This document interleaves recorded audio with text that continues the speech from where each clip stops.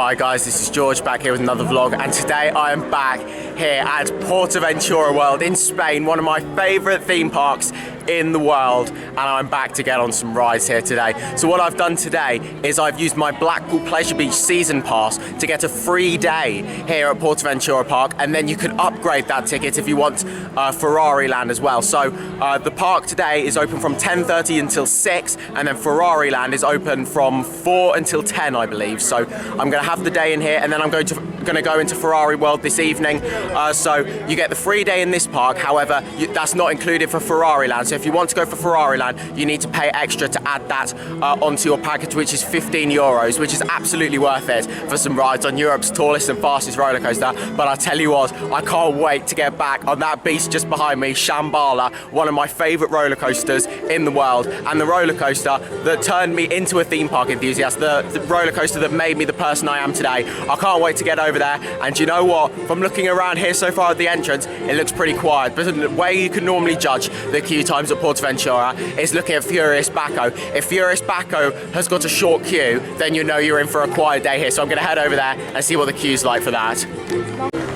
So it looks like Furious Baco's closed. There's been no trains going around. There's also staff members out the entrance, which I assume they're there to tell them that the ride's closed. So that's not going to. I'm not going to be able to kind of judge how busy it is. PortAventura, Furious Baco is right at the entrance of this park. So typically, a lot of people will go straight there after going into the park.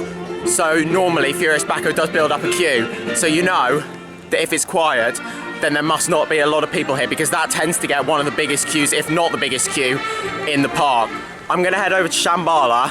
I'm a bit concerned because I haven't seen Shambhala go round since I got here. So either I just haven't been looking at the right time, it's on very slow dispatches, or it's not open. But I'm going to head over there and see what's going on. This is what I like to see. Shambhala is open. Dragon Khan is also open. That's just gone round. Let's go. I can't wait to get back on this. There it goes down the first drop. Oh, it's an absolutely stunning ride. I can't wait to get back on here. Let's go. I don't even care how long the queue time is. I'm going on here right now.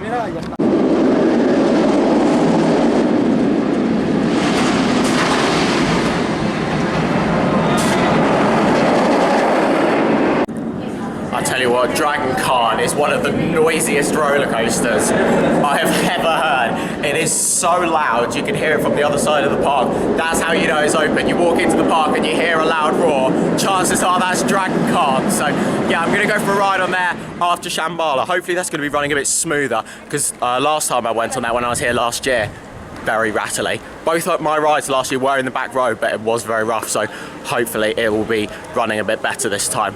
Here we go, I'm just by Shambhala's splashdown. I'll tell you what, the photo opportunities around here are absolutely incredible as well. Oh, Shambhala's coming up the lift hill, I can hear the chain. Here it comes. I'm just gonna stand here for a bit and get some off-ride shots. Oh my God. Oh, that's Dragon Khan. That must be on 2 trains. I have a feeling Shambhala might only be on 1, which is a bit concerning. But you know what? I don't care. Here it comes. Yeah, I'm just going to stand here and get some off-ride footage.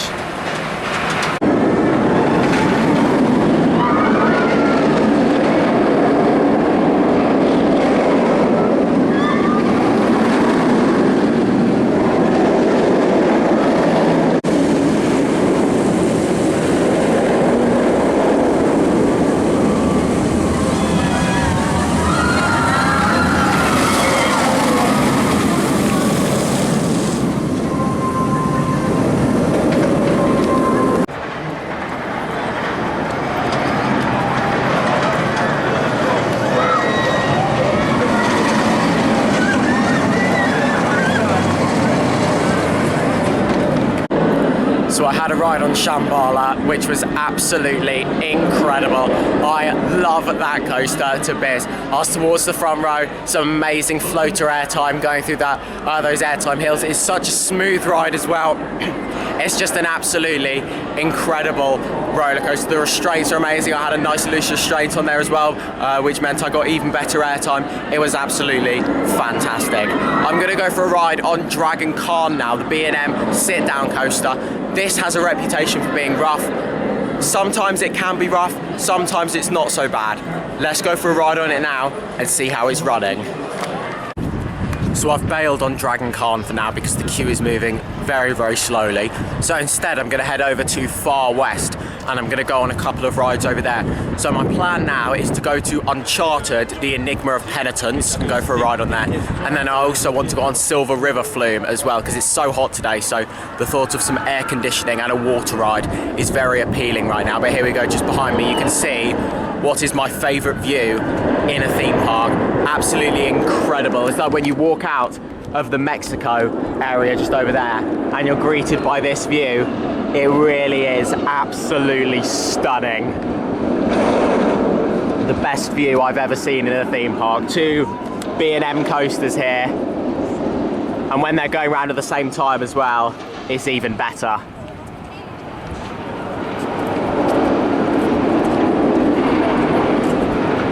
There we go, there goes Shambhala. I'll get some shots from around here.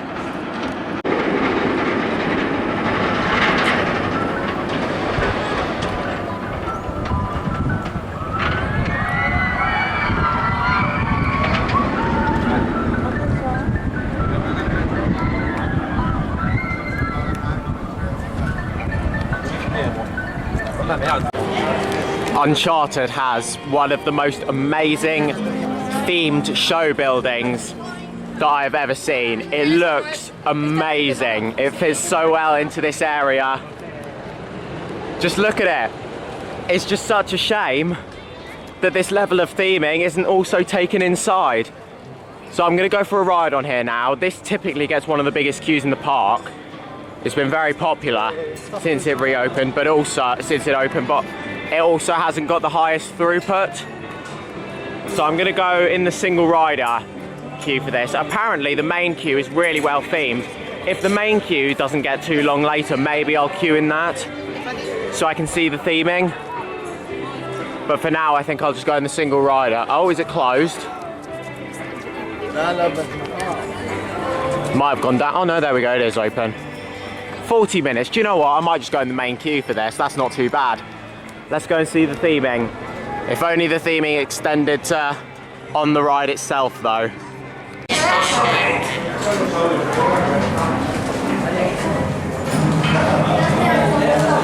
Pero bueno, mira esto. Parece que pinchó los dejó transporte. Si puedo hacer que este trasto.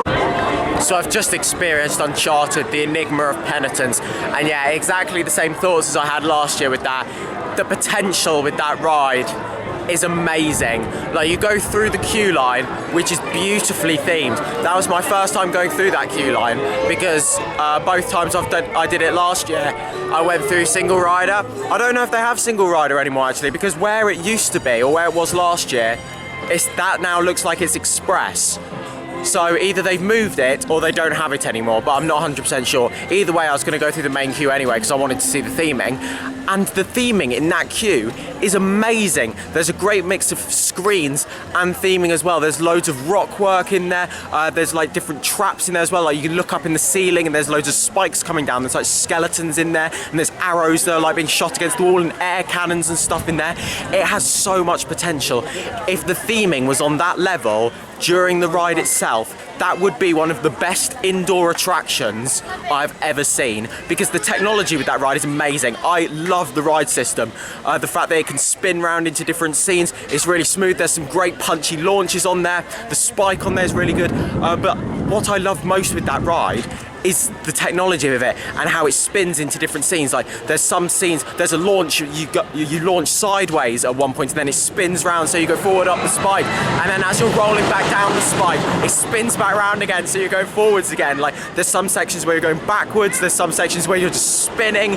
It's absolutely amazing. And at the end of the ride, there's an amazing drop backwards as well. It's like you think it's the end of the ride and you're watching a screen, and then you go backwards and you go down this really steep drop backwards, which is really exciting. I love the technology of that ride. I love the ride system. I love the coaster itself, but the theming really does need improving, and I'd love to see them come back to that ride in the near future and add more to it, because it's clear that the budget just wasn't there for the theming on the inside. The outside looks amazing, the queue line is amazing, but unfortunately it's not the same when you're on the ride itself. So I'd love to see them come back to that and make some improvements to it.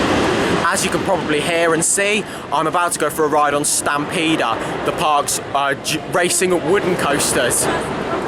So this ride is actually a really special ride to me, because it was the first kind of big roller coaster that I saw that I was actually excited to ride. When I first came here on a family holiday, I was terrified of roller coasters, but I saw this ride and I got really excited for it. And it was a big coaster, and I was just like, look at this massive wooden coaster, I really want to ride this, I'm really looking forward to it. I went on it, absolutely loved it, and then I just kept going round and round and round on it. I've had so many rides on this coaster over the years. Unfortunately, it is very rough nowadays, but I'm going to go for a ride on it, see how it's running today. Sometimes you get better rides than others. I'm going to go on the blue side now, and depending on how bad this ride is, maybe I'll go around again and do the red side. It's only on a 10-minute queue, so I might as well go around on both sides. It's just no matter how rough this coaster gets, it will always be a special ride to me. So I've just had my ride on Stampeder, blue side. The red side's not open. I'm really glad I did that when I did, because the queue for it is massive now. Loads of people were joining at exactly the same time I was, but luckily I joined just earlier, so I only waited 5-10 minutes, but now it's all the way down the ramp, right to the bottom of where the station is, pretty much to where you choose your side. So that could be about at least like 30-40 minutes, maybe even longer. So yeah, I'm really glad I got on that when I did. That was so rough though. That was the roughest ride I've had on that, and I hate to say it because it's such an important ride for me, such a special ride for me, but I just can't enjoy it anymore when it's that rough. It's the roughest wooden coaster I've ever experienced. It's unbearable. The trains on there are horrendous. The lap bars come down so tight, and the roughness of it, you're just constantly getting shaken about, and it's a shame because it's an amazing layout. You could get some amazing airtime on there. If it was smooth, it would be such an amazing ride. And of course, normally you get it where it's racing as well, but that's obviously not a thing today with the red side being closed. But either way, without the racing, it could still be an amazing ride. I'd love to see GCI come in, give that a full retrack, put their Millennium Flyer trains on there, and that could be an amazing wooden coaster, one of the best wooden coasters in Europe, if not the world, because at the moment, with how it's running there, it's in a really, really poor state. Here we go, 10 minutes for the Silver River flume. This is one of my favourite log flumes. It's absolutely brilliant, and it can be an absolute soaker as well, so I'm looking forward to getting back on this. There you go, you can see El Diablo over there as well. You get some great interaction with these two rides. Here we go, 10-minute queue. Can't complain about that on a hot day like today. So I've just come off Silver River flume and I'm absolutely soaked.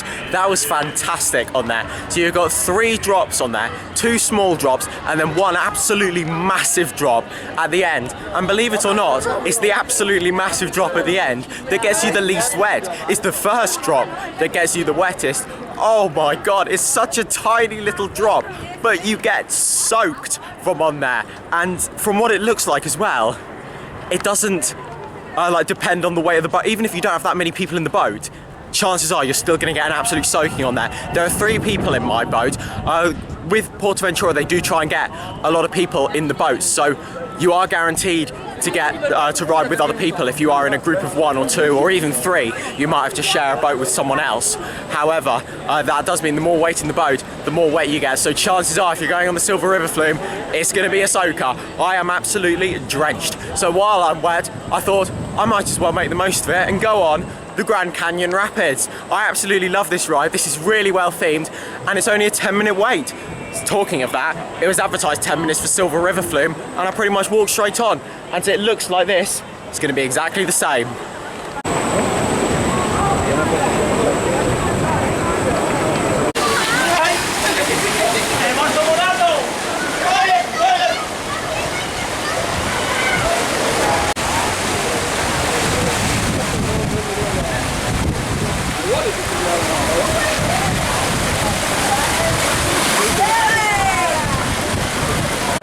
The Grand Canyon is a very well-themed rapids. The rock work around there is absolutely incredible. It's not the most wild rapids that I've been on. It is a bit tame.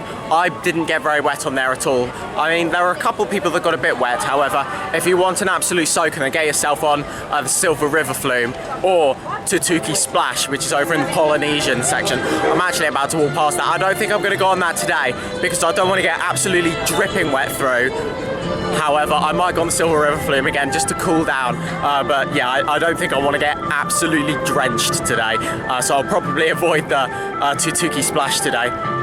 Furious Backhoe still looks like it's down, so instead I'm going to loop back round towards Shambhala, and I'm going to go for a ride on there, Dragon Khan, and also Sesame Street Mission, the dark ride they've got in the Sesame Street land.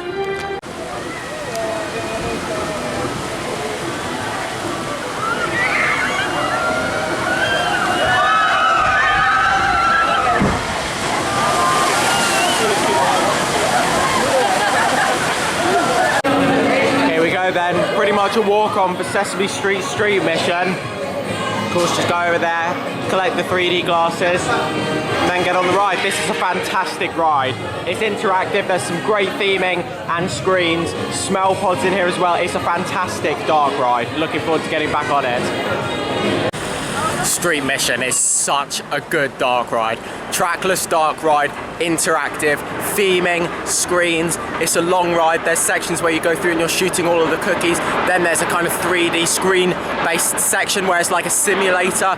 It is the full package. It is so well done. And I tell you what, if Uncharted was on that level of theming, it would be one of the best indoor roller coasters in the world. But it just didn't have the budget. The budget just clearly wasn't there, which is a massive shame. However, hopefully, if they do go back to it at some point in the future, it could look a bit like that. The queue's really well done. Not that I saw much of it, because I just walked straight through the station. It's really nice. But the ride itself is amazing. It's one of the best dark rides I've experienced outside of Disney and Universal. So yeah, I'm really, really impressed with that. It's a great ride. I've had quite a few rides on there now. I absolutely love it.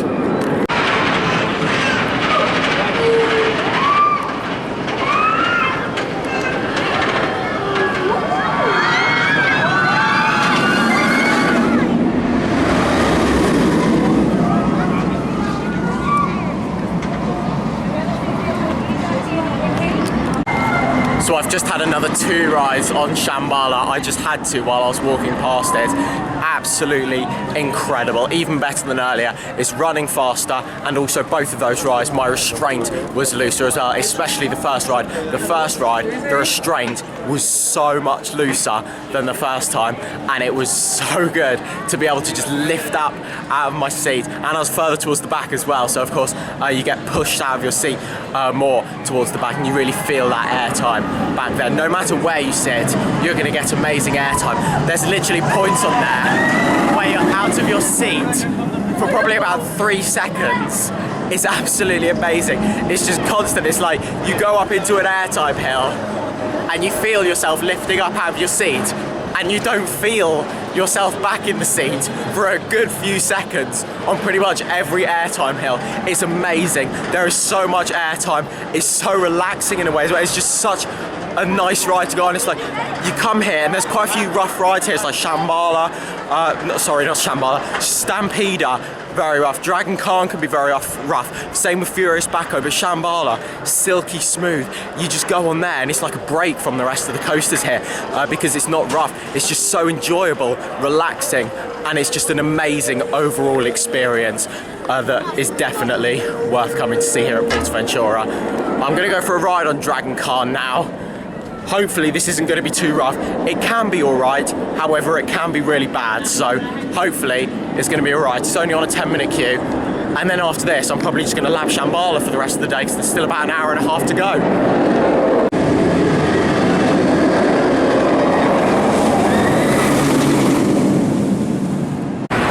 So I just came down here to get some shots of Dragon Khan, and I think it's just gone down because that train you just saw in that shot there going down the first drop, completely empty.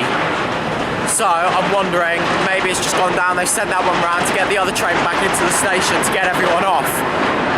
So who knows, I guess we'll find out in a minute when we see if there's any other trains going round. But luckily I was able to get my ride on it. I was on the second row and it was alright, to be honest. It was still rough, but it's nowhere near as bad as at the back of the train.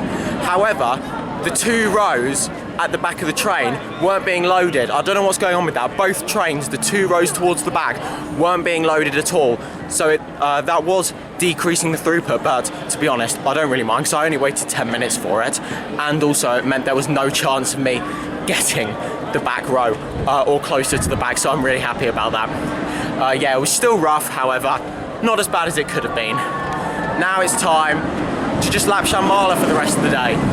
Oh, there we go. Oh no, that's Shambhala. I thought that was Dragon Khan for a second. No, I think Dragon Khan is still closed, but I guess I'll find out while I'm waiting in this queue for Shambhala.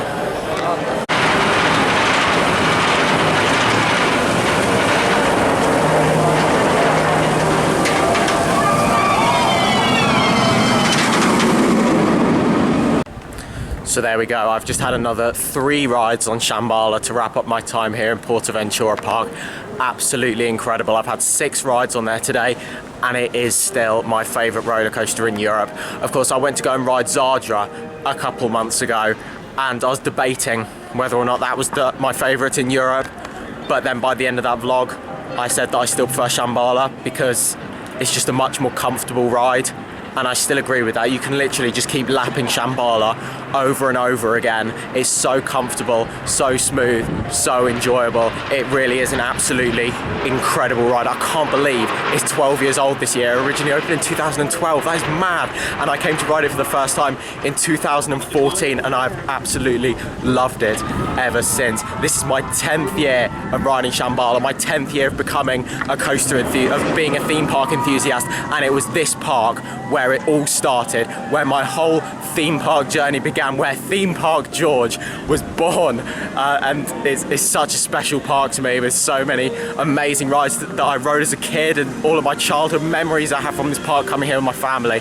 It's an amazing place. I get such an incredible, just an amazing, really emotional feeling whenever I visit this park. It's always special when I get to come back to this park and I always have an amazing time here at the park. The operations are definitely getting better as well. They were better today than they have been during past visits. However, they have still got a way to go when it comes to operations. I was timing some of the dispatches on Shambhala earlier. They tended to be around 2 minutes, so they could do better. However, they definitely are better than what they used to be. I remember coming here when I was a kid and literally we had fast track every single day. We'd come here for about 10 days, come into the park for 7 or 8 of those days, and we'd have fast track pretty much every single day to make sure we could just keep going on rides because the queues would just get so big, and especially during the summer it does get really busy, but luckily today it has been really quiet.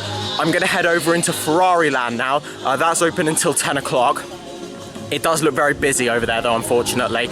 Red Force is currently on a 90-minute queue, so I might only be getting 1 ride on there because I mean, I would go and keep lapping it, but I'm not going to keep getting into a queue that's 90 minutes long. So I'll get over there and see what happens. But no matter what, I'm going to ride it. So I will queue for that for the first ride, but then, yeah, I don't know how long I'm going to stay over there for.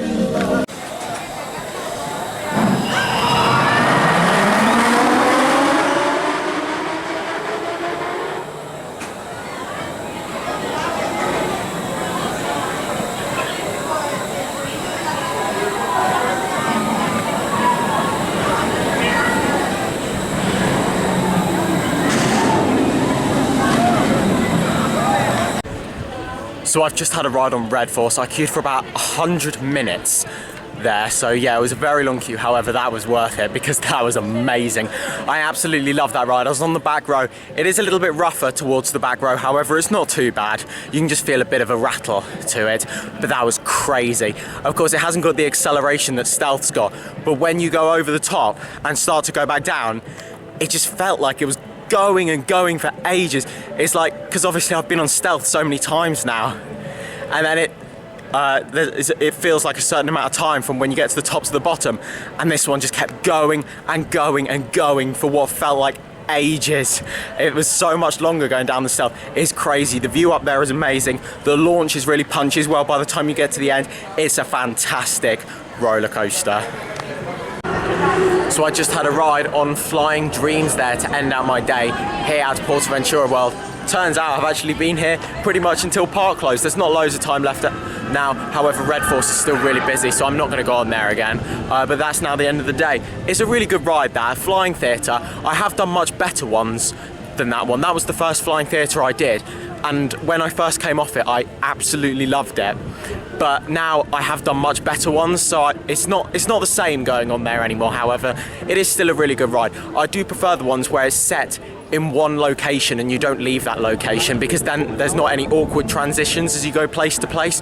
Like with that one, it's like you go to different locations around the world. So it's like 1 minute you're in London and then you're in wherever. It's like it just takes you to loads of different places. But a lot of the time it's like you'll go up into the clouds and then you'll come back down into a new location. But sometimes there are some more awkward transitions in there. It's like you just go into the light and then suddenly you're in a new location like that. So that does take away from it a little bit, but it is still a fantastic ride. I do prefer the ones like Fly to the Skyline, where it's like you're in this one place and you stay in that one place, and there's no different switches from place to place. You just stay in that place and fly around that place, and lots of different things happen during the story. So yeah, but it is still a really good ride, and it's a really nice park here. It's not the kind of place you spend loads of time, but the fact that they open it now in the evening, so you can go into a PortAventura park for the majority of the day, and then once that park closes, you can come in here until like 10 o'clock. So it's really good the way they do that now, because there's not loads to do in here. It's a kind of couple hours kind of park. Of course, Red Force is the main reason why you'd want to come in here, but Flying Dreams is a good ride as well. Of course, you've got Junior Red Force in here as well, some other kids flat rides, and also a simulator in there as well, which isn't anything special.